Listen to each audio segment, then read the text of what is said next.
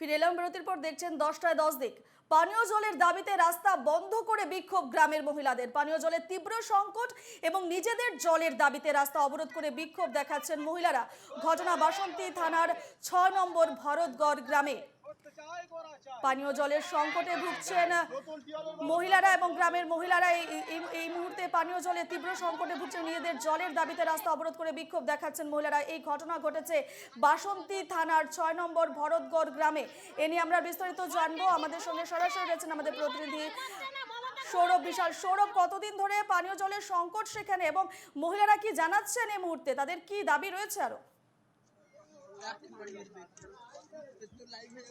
একদমই রূপা, তোমাকে আমি জানিয়ে রাখবো, দীর্ঘ কয়েক মাস ধরে এই পানীয় জলের সমস্যায় ভুগছে 6 নম্বর ভরতগড় গ্রাম পঞ্চায়েতের সাধারণ বাসিন্দারা। আগে আমরা প্রথমে সরাসরি কথা বলে নেবো ভরতগড়ের বাসিন্দাদের সাথে। পানীয় জলের সমস্যায় ভুগছে প্রায় 7 বছর। কি অভিযোগ এখন আপনাদের?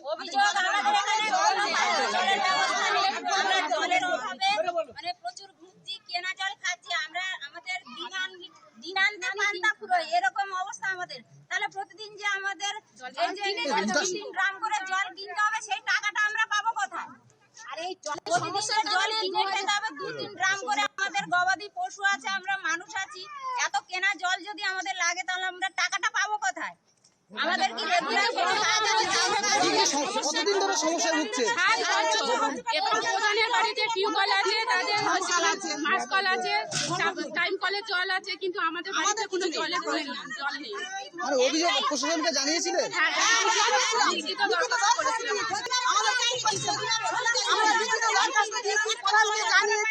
সমস্ত কিছু করেছি, আমাদের জলের ব্যবস্থা করছে না।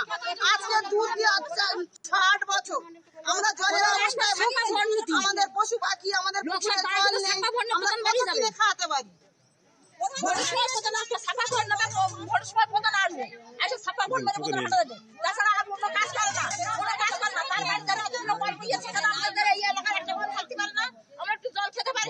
আমাদের কিচ্ছু নেই এখানে। প্রধানকে জানিয়েছিলেন?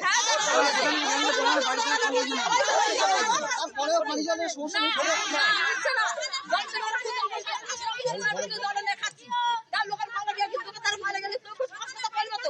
প্রশাসন কি কোনো আশ্বাস দিচ্ছে না? কিছু বলে না প্রশাসন। ঘুমোচ্ছে তারা, আমাদের সময় যাবে, ভোট সময় এখন যাবে তারা। কি ভোট এলেই কি প্রশাসন তারা এখনো ঘুমোচ্ছে। এবার ভোট এসে ভোট করে ঘুরবে, ভোট দাও ভোট দাও। আর ভোটের সময় তোমরা বাইরে থাকো, আমরা ভোট চলে যাবে। তোমাকে জানিয়ে রাখবো, গ্রামবাসী একটা সব থেকে বড় অভিযোগ তুলছে যে ভোট এলেই গ্রামবাসী প্রশাসনের দেখা মেলে এবং নেতা থেকে আরম্ভ করে সদস্য দেখা যায়।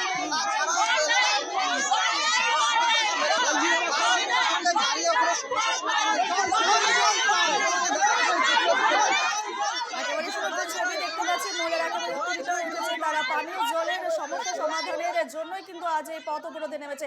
আর সৌরভ, আমি জানতে চাইবো তাদের পরবর্তী পদক্ষেপ কি হবে?